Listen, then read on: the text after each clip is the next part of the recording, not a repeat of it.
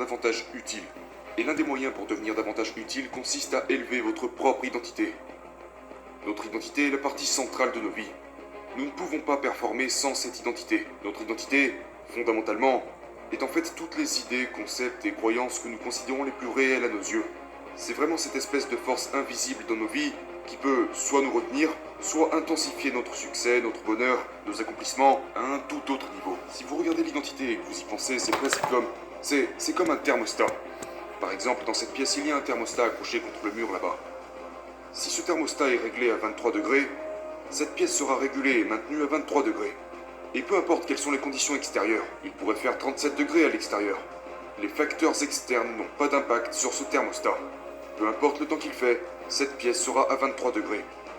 Par conséquent, ça signifie aussi que s'il faisait 4 degrés à l'extérieur, le chauffage se mettrait en route et il chaufferait cette pièce à 23 degrés. C'est comme ça que votre identité fonctionne. C'est le thermostat interne de votre vie. Et c'est pourquoi, très souvent, disons que vos relations ou que sur le plan financier, vous êtes à 23 degrés. Disons que vous avez commencé à améliorer les conditions de votre vie. Les choses vont mieux. Peut-être que vos relations se passent à merveille ou que financièrement vous avez augmenté vos résultats. Vous êtes passé à 25, 30, 35, 40 degrés de réussite financière ou dans les affaires.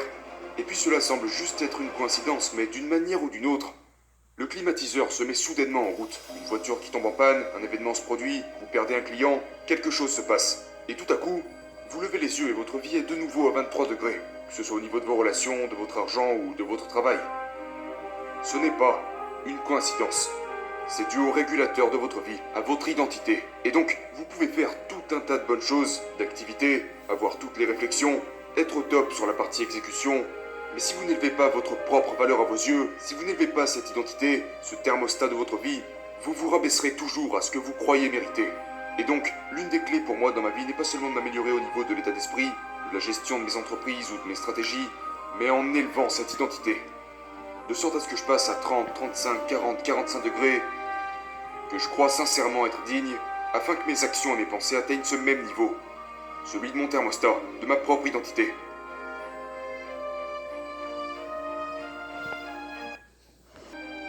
Ce n'est pas les conditions externes de notre vie qui dictent nos termes, c'est cette identité, ce réglage de votre thermostat.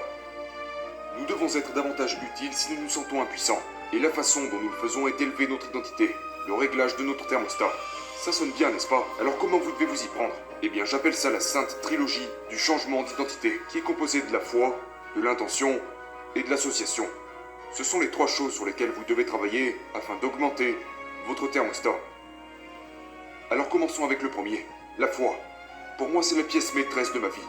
J'ai un Dieu qui m'aime, qui croit en moi, qui veut me voir réussir, qui veut me voir prospérer, qui veut que je reçoive des faveurs, qui veut que je me sente à l'aise et en paix. Et donc, je trouve ça intéressant de voir, quand je vois des gens qui ont la foi, ils pensent à Dieu le dimanche quand ils vont à l'église et qu'ils prient, ou quand ils étudient la Bible, ou alors quand ils mangent un repas, ils font leur prière avant de manger, mais d'une manière ou d'une autre, quand ils vont à un rendez-vous d'affaires, qu'ils doivent livrer un discours, qu'ils entrent dans une salle de réunion, qu'ils ont un entretien avec un client, ils laissent Dieu de côté et ils pensent qu'ils sont seuls.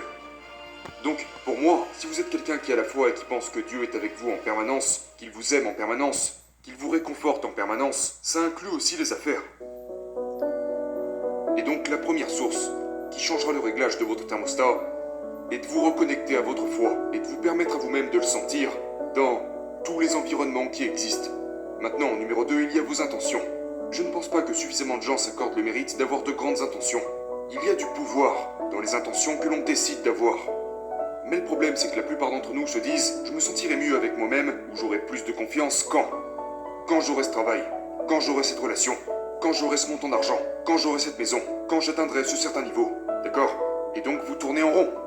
Si votre identité et votre confiance dépendent de l'atteinte d'un certain résultat qui n'existe pas encore, il vous sera plutôt difficile d'avoir la confiance nécessaire pour obtenir toutes ces choses si vous avez besoin de ces choses pour avoir confiance en vous. Au lieu de ça, dites-vous, peut-être que je devrais croire davantage en mon potentiel et me sentir légitime d'obtenir tout ça parce que j'ai bel et bien l'intention d'y arriver. Quand j'étais plus jeune, j'ai réalisé assez tôt que peut-être que je n'ai pas encore toutes les réponses. Je ne suis peut-être pas le plus intelligent, le plus beau ou le plus élaboré. Je n'ai pas un QI de 250, mais j'ai l'intention de servir. J'ai l'intention de faire une différence. Il est vrai que j'ai fait des erreurs, mais dans l'ensemble, je suis une bonne personne qui veut faire le bien dans le monde, et je devrais être favorisé pour ça. Trop peu d'entre vous se donne du crédit pour vos intentions. Vous voulez changer votre identité du jour au lendemain? Connectez-vous avec votre foi. Vous voulez un double changement? Connectez-vous avec vos intentions. Donc lorsque je me rends à un rendez-vous d'affaires, ou que je vais à un déjeuner, ou que je me rends à n'importe quel type de rencontre, je prends le temps de me rappeler que j'ai un Dieu qui m'aime. Un Dieu qui veut que je gagne, qui veut que je réussisse, qui veut que je sois favorisé, qui veut que je me sente en paix. Donc numéro 2, j'ai l'intention de faire le bien. Je suis un être humain décent. Et vous savez quoi? Les bonnes choses arrivent aux bonnes personnes. Et numéro 3, les associations. Vous êtes ceux avec qui vous passez le plus de temps. Donc si vous êtes à 30 degrés, 25 degrés financièrement, mais que vous commencez à traîner avec quelqu'un qui se place entre 35 et 50 degrés financièrement, qui vit dans la richesse et l'abondance, vous serez réchauffé en raison de la proximité qu'il y a entre vous et cette personne, et vous allez vous rapprocher de la position financière dans laquelle se trouve cette personne. C'est la même chose avec les relations intimes. Si vous voulez avoir une excellente relation amoureuse dans votre vie, qu'initialement vous êtes à 23 degrés dans vos relations intimes, mais que vous commencez à traîner avec des gens qui sont dans de belles relations amoureuses, le réglage de votre thermostat va connaître un ajustement. Et donc ce sont les 3 choses que vous devez faire pour changer votre vie. Notre identité est le gouverneur de notre vie. C'est la force invisible qui régit absolument tout dans nos vies, autrement dit le réglage de notre thermostat. Maintenant portez un regard sur les 90 derniers jours de votre vie et posez-vous cette question, sans compter, disons, votre conjoint et vos enfants. Qui sont les 2 ou 3 personnes avec qui vous avez passé le plus de temps? Représentez-vous leur visage et les moments que vous avez passés avec eux. Et maintenant, je veux que vous mesuriez une chose. Quel est leur degré de maturité émotionnelle? Voyez, ce que j'ai remarqué avec toutes les personnes à succès que j'ai pu rencontrer, c'est qu'ils ont un degré de maturité émotionnelle que les autres n'ont absolument pas.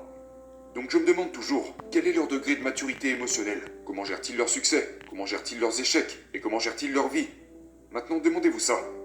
Ces 3 ou 4 personnes que vous fréquentez, pouvez-vous immédiatement nommer 2 ou 3 choses qu'ils ont dans leur vie, ou dans un domaine qui compte pour vous, disons que c'est de l'argent, qu'ils ont, que vous n'avez pas, et que vous souhaiteriez avoir? Ou, dans les relations, pouvez-vous nommer 2 ou 3 choses qu'ils ont dans leurs relations que vous souhaiteriez avoir? Ou dans les affaires? Ou dans leurs conditions physiques? Et si vous ne pouvez pas dire immédiatement, ouais, ils ont 2, 3 ou 4 choses que j'adorerais avoir dans ma vie, alors je ne suis pas sûr que ce soit des personnes avec qui vous devriez passer du temps. Maintenant la question opposée serait, pouvez-vous nommer 2 ou 3 choses qu'ils ont que vous ne voulez absolument pas? Quand vous regardez leur vie financière, y a-t-il 2 ou 3 choses dans leur vie financière que vous ne voulez absolument pas? Ou dans leur vie relationnelle? Vous savez, si votre but est d'avoir de meilleures relations et que lorsque vous regardez les leurs, vous voyez 2 ou 3 choses que vous ne voudriez pas dans les vôtres, comme la façon dont ils les traitent, ou la façon dont ils se font traiter, ou encore leurs conditions physiques. Si vous voulez être en super forme, et que lorsque vous les regardez, vous voyez 2 ou 3 choses à propos de leur santé ou de leur bien-être qui selon vous ne sont pas vraiment désirables, eh bien c'est le signe qui vous montre instantanément que ce sont les mauvaises personnes. Donc en évaluant les gens avec qui vous passez du temps, en évaluant leur degré de maturité émotionnelle, et en repérant les 2 ou 3 choses qu'ils ont dans leur vie que vous aimeriez avoir dans votre vie, pour rapprocher d'eux et obtenir ce qu'ils ont, ou au contraire, si vous voyez 2 ou 3 choses qu'ils ont et que vous voulez éviter, c'est clairement le signe que vous devriez arrêter de les fréquenter. Donc le moyen pour devenir davantage utile est d'élever notre identité. Et nous élevons notre identité en travaillant sur notre foi, nos intentions et nos associations. Si vous faites ces 3 choses, vous deviendrez plus heureux, vous aiderez les autres à devenir plus heureux et vous allez contribuer à rendre meilleure la vie des gens, ce qui vous apportera plus de sens que vous n'en avez jamais connu auparavant. Et plus vous vous connecterez avec vos intentions, plus vous vous rapprocherez de la personne que vous êtes capable de devenir, plus vous prendrez des mesures pour augmenter le réglage de votre thermostat. Décidez que vous n'êtes plus cette ancienne version de vous-même.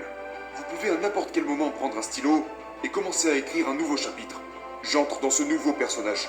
Mon identité est plus élevée. J'ai plus de foi. Je me concentre bien plus sur mes intentions. J'améliore mes associations. Et j'aide les gens.